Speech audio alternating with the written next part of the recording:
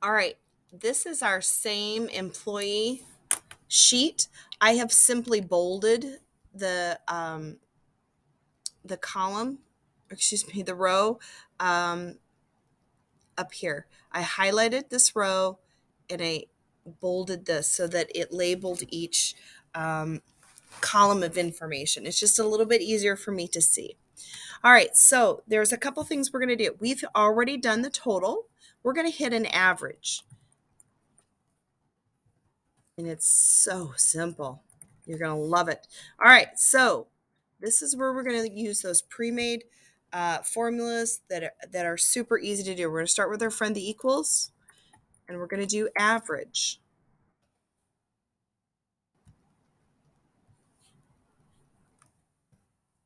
All right, now we're going to select our range, click, drag, but don't include your total.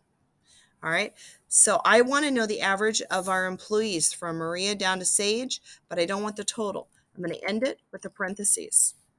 Okay. Now this number is a little unmanageable. So this is the average number worked for the week. So what I'm going to do is I'm going to come over here to our friend general and I'm going to tell it I want it a number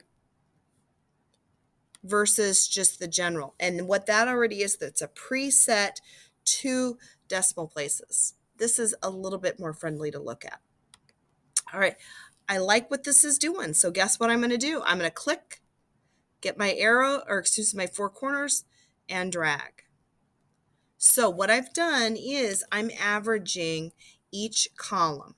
Okay, so the average rate of pay is $15.48. The average pay for the week, the average overtime pay, and the average of what I'm paying each employee. So what I do want to do is I'm going to come over here and I'm going to select currency. So this stays consistent. Okay. And again, it copied it over from a number that did not require currency. So that's why you'll have to go back in and fix this. So what you have is you have the totals here and you have the average here. And it is just that easy. Now, if you want to, you can go back and you can bold this. And the reason I do that is sometimes that's easier when I print it out and I share it with others. It's a little easier for them to see. You can also select this. Whoops.